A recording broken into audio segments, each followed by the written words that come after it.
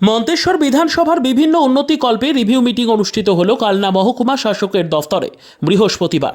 এলাকার বিধায়ক তথা রাজ্যের মন্ত্রী সিদ্দিকুল্লাহ চৌধুরী উপস্থিত। মন্তেশ্বর বিধানসভা এলাকার বিভিন্ন পঞ্চায়েতের প্রধান এবং প্রশাসনিক স্তরের সকলকে নিয়ে এই মিটিং অনুষ্ঠিত হয় আজ।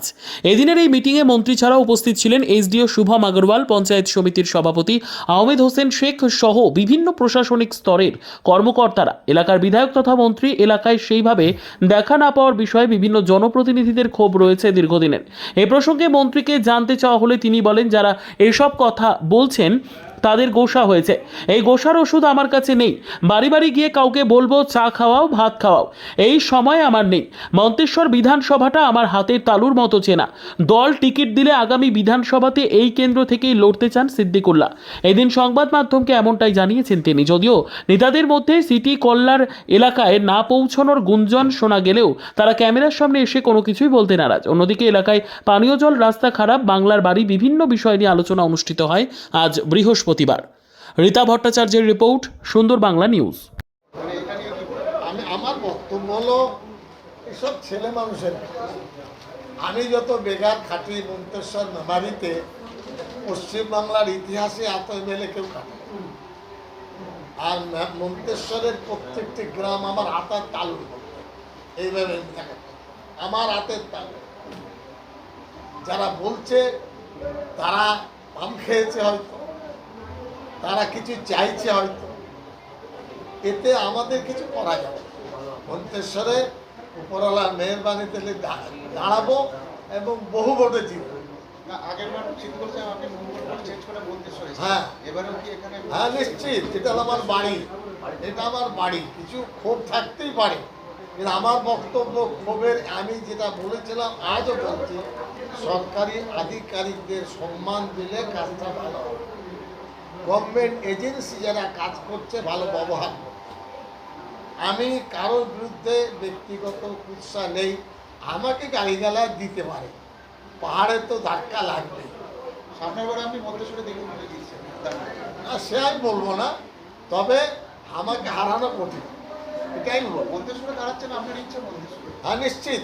এখানে একটা ভালো সংসার তৈরি করেছি, টিএমসির পরিবার তৈরি করেছি, সমিতি তৈরি করেছি। 1 লাফে তার পঞ্চায়েতের প্রধান হয়ে গেছেন, জেলা পরিষদের টিকিট পেয়ে জেলা সদস্য হয়ে গেছেন। এটা তো আমাদের নেতা অভিষেক ব্যানার্জি মন্তেশ্বর মেমারির ব্যাপারে ক্লিন চিট দিয়েছিলেন। চৌধুরী সাহেব পঞ্চায়েতের যাকে টিকিট দেবেন সেই টিকিটটা ফাইনাল, এটা আমাকে দিয়েছিলেন। আমি শোনাচ্ছি।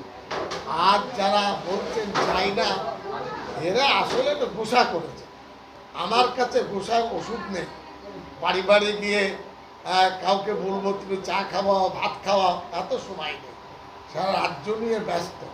এই মন্তেশ্বরের উপর দিয়ে মাসে বোধহয় 4 বার যায়। কজন পঞ্চায়েত প্রধান আমার সাথে কথা বলে? কজন? আজকে খবর নিলাম। নেতাকে কথা বলতে হবে।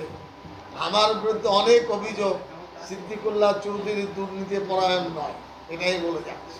বেশি যে সমস্যা আসলো সেটা হলো পিএইচই।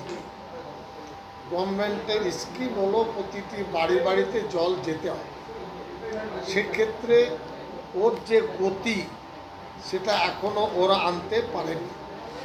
মেমারি মন্তেশ্বর 2 ব্লকের ইঞ্জিনিয়ার বললেন 48% আমরা জল দিতে পারছি, 52% জল এখনো দিতে পারিনি। এটা মন্তেশ্বর। আর মেমারি 2 ব্লকে 39,967টি বাড়ি আছে। তার মধ্যে 35,000 গ্রামে ওরা কানেকশন দিতে পেরেছেন। তার মধ্যে 2,737টি গ্রামে জল অলরেডি যাচ্ছে, মানে 88%। এখনো যে মাইনাস আছে এদের বক্তব্য, সেটা আস্তে আস্তে আমরা পূরণ করব। এক্ষেত্রে পলিটিক্যাল বা পঞ্চায়েত সমিতি বা গ্রামের প্রধানদের বক্তব্য যে আমরা সবথেকে বেশি সাফারার হচ্ছি রাস্তা খোঁড়ার কারণে। রাস্তা খোঁড়ার কারণে রুগী যেতে পারছে না, সমস্যায় পড়তে হচ্ছে, জল আটকে যাচ্ছে। এটা খুব বিপজ্জনক অবস্থা।